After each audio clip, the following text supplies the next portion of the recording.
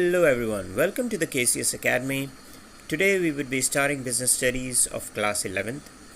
We'll start with the chapter 1, but I would like to start with the definition and characteristics of business. Okay? Now, so let's start with the definition of business. What is business? Well, according to Peterson and Plowman, business is an activity in which different persons exchange something of value. Remember, something of value, whether goods or services for mutual gain or profit. अगर हम बात करें तो business हम ऐसी activity को कह सकते हैं जो अलग अलग लोग जिसमें क्या करते हैं, दे एक्सचेंज समथिंग ऑफ वैल्यू. कोई चीज़ जिसकी वैल्यू है उसे एक्सचेंज करते हैं, चाहे वो गुड्स हो या सर्विसेज हो. किस लिए? प्रॉफिट अर्न करने के लिए, ठीक है, या किसी फ़ायदे के लिए. अब हम देखेंगे कुछ कैरेक्टरिस्टिक्स ऑफ बिजनेस, राइट. लेकिन इससे पहले थोड़ा सा डेफिनेशन जो अभी हमने डिस्कस किया, आज के ज़माने में जो है कई चीज़ें उसमें ऐड हो जाती हैं, ठीक है. सिर्फ प्रॉफिट के ही नज़रिए से हम नहीं देख सकते. जैसे आपने पढ़ा होगा सोशल रिस्पॉन्सिबिलिटी ऑफ बिज़नेस भी है. तो बिज़नेस एक सोसाइटी का ही इम्पॉर्टेंट पार्ट हो जाता है, ठीक है. तो बिज़नेस में कई चीज़ें आ जाती हैं. जैसे कि आजकल हम अगर बिज़नेस की बात करें तो उसमें एक कस्टमर बेस क्रिएट करना भी इम्पॉर्टेंट है. एक बिज़नेस का ये भी फ़र्ज़ है कि ज़्यादा से ज़्यादा कस्टमर्स अट्रैक्ट करे, तभी तो प्रॉफिट होगा. Converting economic resources into goods and services. हम पढ़े थे central problems of N economy, right, जो माइक्रो इकोनॉमिक्स पढ़े थे. तो उसमें आपने देखा होगा कि सबसे बड़ी प्रॉब्लम किसी भी सोसाइटी की क्या होती है. Number 1, resources are scarce in comparison to human wants और ह्यूमन नीड्स, और each resource has alternative uses. तो हमें जो बेस्ट ऑल्टरनेटिव यूज़ है वो चूज़ करना पड़ता है, ठीक है, किसी भी इकॉनमी के लिए. तो हम जो हमारे इकोनॉमिक रिसोर्सेज हैं उनको गुड्स एंड सर्विसेज में क्रिएट करना भी बिजनेस का एक काम है, लेकिन ये ध्यान में रखते हुए कि कस्टमर्स के प्रेफरेंसेस या कस्टमर्स की पसंद क्या है. इनोवेटिंग न्यू प्रोडक्ट्स और सर्विसेज. इनोवेशन हमेशा जो है एक तरह से स्टैंडर्ड ऑफ लिविंग भी रेज करता है सोसाइटी में जो लोग हैं उनका, प्लस लाइफ इजी बनाता है हम लोग का. अगेन दैट मीन्स कि हमारी कन्वीनियंस को और बेहतर बनाता है या हमारी स्टैंडर्ड ऑफ लिविंग को बेहतर बनाता है. कैसे? सिंपल, एक आध एग्जांपल देख लेते हैं, ठीक है. पहले कपड़े धोना एक टाइम कंज्यूमिंग प्रोसेस था, राइट. लोग दोनों बिजनेस, ऑब्वियसली सब लोग जॉब करने लगे, हाउस होल्ड में पीपल आर वर्किंग, तो टाइम कैसे सेव किया जाए. Washing machine was invented. अब आजकल आप लोग आदी हैं कि fully automatic washing machines use करते हैं, right. You are well versed कि बस आपने कपड़ा डाला, सेट किया प्रोग्राम, वॉश प्रोग्राम सेलेक्ट कर लिया, ठीक है. जेंटल है, अगर वुलन क्लोथ्स हैं तो ठीक है भाई, डेलिकेट पे डाल दिया आपने, जेंटल वॉश पे डाल दिया, वॉश साइकिल पे, नहीं तो नॉर्मल वॉश साइकिल पे या क्विक वॉश साइकिल पे डाल दिया, सो ऑन. सो उससे क्या हुआ, अब फुल्ली ऑटोमेटिक है. आप चाहें तो टाइमिंग प्रोग्राम भी कर लें कपड़े डाल के, सोप एंड ऑल, क्या हो जाता है, अपने आप जो है कपड़ा धो के ड्राई हो के रेडी रहता है, राइट. 100% ड्रायर्स भी आ गए हैं. So these things have made life really convenient. एक और इनोवेशन का एग्जांपल हम ले सकते हैं. पहले जो हमारे कॉर्ड वाले चार्जेस होते थे, कॉर्ड था, अब तार लगाओ, इधर लगाओ, देखो भाई, ठीक. But now wireless charging has made it more easy. NFC again has made more easy. बस टैप करिए, आपका फ़ोन 90% पे चार्ज है, आपके फ्रेंड का फ़ोन बस 15% पे चार्ज है. टैप करिए, NFC एनेबल्ड दोनों फ़ोन हैं, वो भी चार्ज हो जा रहा है, राइट. सो कहने का मतलब है कि life has become easy with innovation. Dish washers, washing machines, mobiles. अब तो आपका मोबाइल एक मिनी कंप्यूटर है, राइट. सो इनोवेशन का मतलब होता है कोई भी नई चीज़ क्रिएट करना, बनाना, जिससे क्या हो, लाइफ ईजी हो जाए लोगों की। सो इनोवेशन बिजनेस हमेशा इनोवेट करने पे ध्यान देता है। इनोवेट करेगा तभी नए प्रोडक्ट्स आएंगे, उसकी भी सेल होगी, उसके गुड्स के डिमांड भी होंगे, सर्विसेज के डिमांड भी होंगे। ठीक है। सो हमेशा इनोवेशन से क्या होता है, टेक्नोलॉजिकल अपग्रेडेशन होता है। नई नई मशीनरी हैं, पहले प्रिंटिंग प्रेस था, लोग हाथ से करते थे, मैकेनिकल था, टाइम लगता था, राइट। फिर उसके बाद आपके ऑफसेट प्रिंटर्स आ गए, they make things very easy. Laser printers again making things very easy, time भी बचता है, बेटर क्वालिटी। ठीक है। तो ये सब इनोवेशन है, better quality now of pages and pictures, printing materials, right. तो अब ये सब चीज़ें क्या हैं, इन सबों से हमेशा लाइफ बेटर ही होती है, we are getting better output. ठीक। Then marketing these innovative products and services so that these can reach the customers. आपने बहुत अच्छा प्रोडक्ट बना दिया, ठीक है, लेकिन एडवर्टीजमेंट आपने की ही नहीं, people are not aware of your product. Sale होगी? नहीं होगी।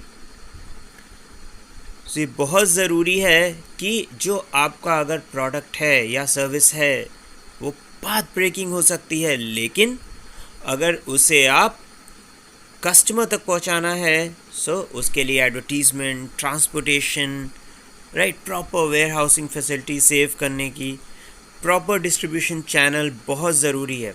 कैसे कंज्यूमर तक आप पहुंचाएंगे, होलसेलर, रिटेलर, कंज्यूमर वाला फॉलो करेंगे या डायरेक्ट मार्केटिंग फॉलो करेंगे? जैसे आजकल आप लोग ई कॉमर्स साइट्स पे ख़रीदते हैं, अमेज़ॉन, फ्लिपकार्ट, राइट,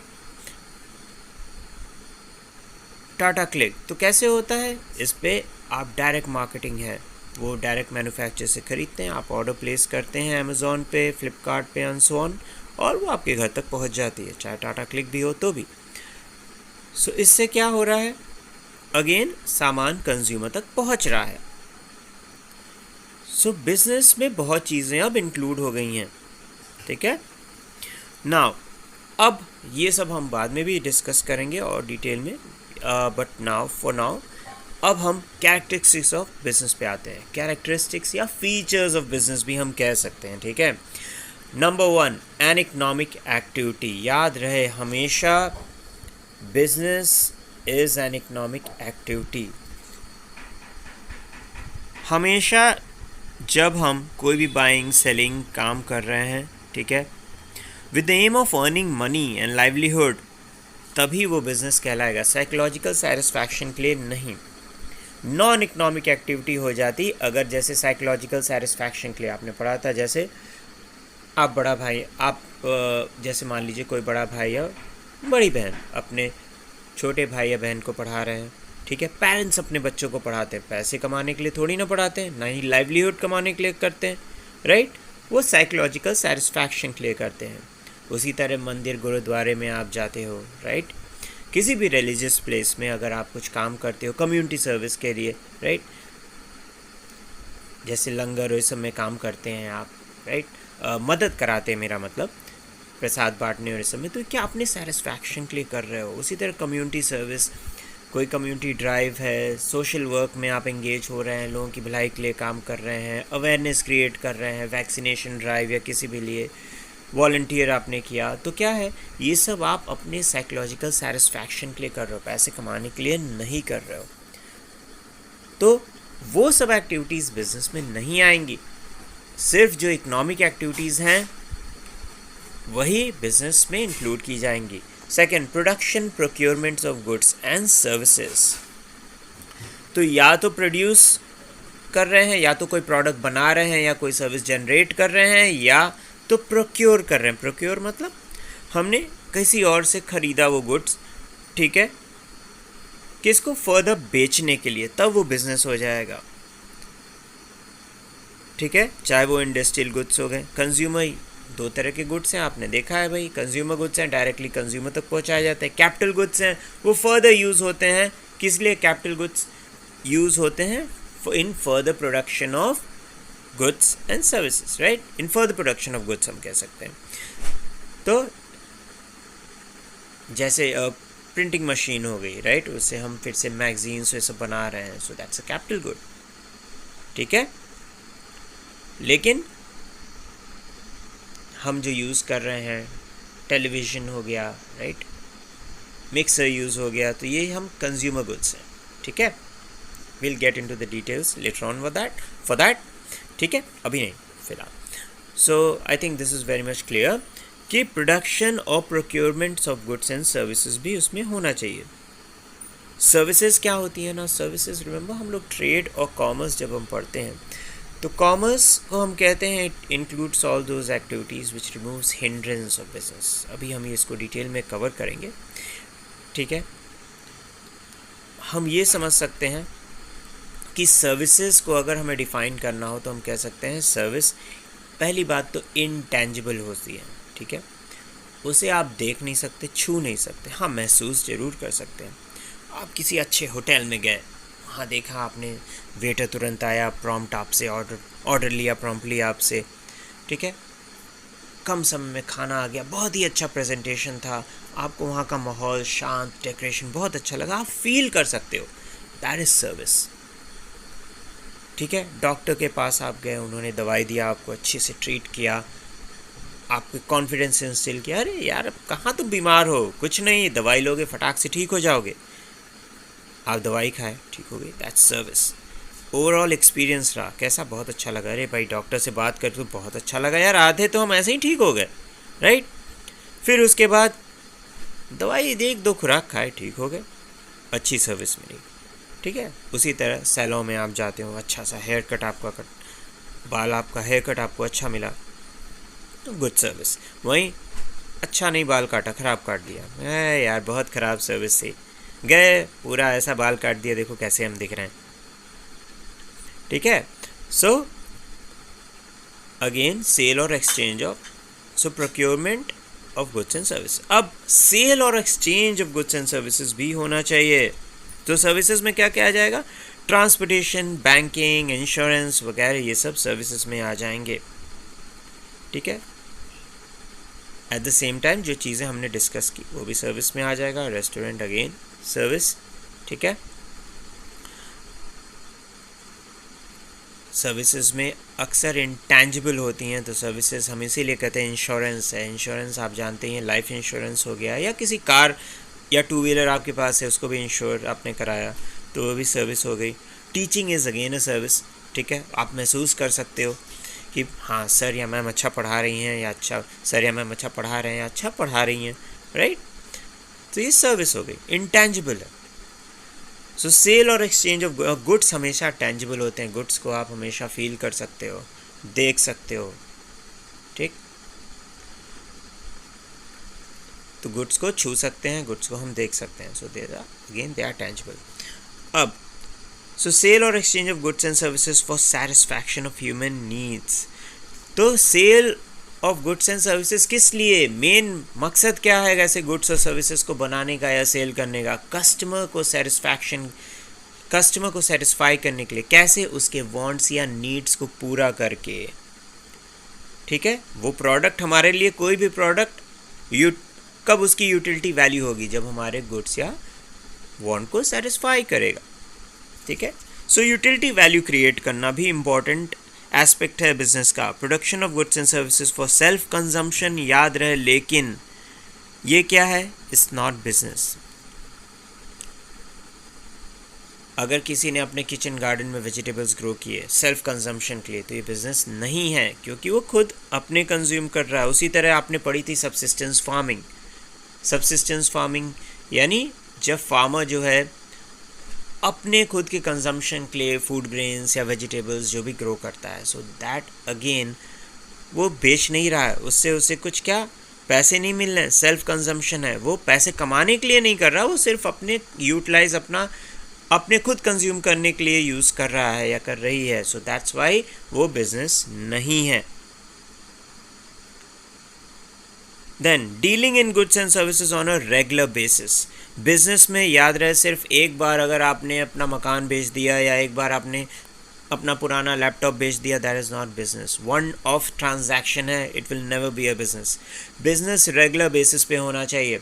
अगर कोई सेकेंड हैंड किताबें बेच रहा है ऑन अ रेगुलर बेसिस, या आप लैपटॉप पुराने लैपटॉप जो हैं ख़रीद के उसे रिफर्बिश करके यानी इम्प्रूव करके, देख के उसकी सब डिफेक्ट्स ठीक करके फिर से उसे बेच रहे हैं, सेकेंड हैंड इलेक्ट्रॉनिक शॉप आपने खोल रखी है उसमें, तो दैट इज़ बिजनेस। अगर कोई हमेशा से प्रॉपर्टी जो है खरीद रहा है, बेच रहा है कमीशन बेसिस पे, जैसे प्रॉपर्टी डीलर होते हैं, ठीक है, तो वो अगेन बिजनेस हो जाएगा क्योंकि वो रेगुलर बेसिस पे है, ठीक है। लेकिन सिर्फ एक बार अगर किसी ने बेचा या ख़रीदा कोई भी सामान या मकान जैसे, तो वो बिजनेस नहीं है, ठीक है। Profit earning, now next point क्या है, profit earning, very very important. अगर बिजनेस में प्रॉफिट नहीं है तो वो बिजनेस नहीं कहलाता है। कहने का मतलब है कि मकसद तो ज़रूर प्रॉफिट कमाने का ही होना चाहिए, लॉस तो बिजनेस में होता है वो अलग बात है, लेकिन बिजनेस सेटअप ही किया जाता है प्रॉफिट कमाने के लिए। कोई कहेगा हम लॉस कमाने के लिए किए हैं, बिल्कुल नहीं, प्रॉफिट अर्न करने के लिए बिजनेस स्टैब्लिश होता है।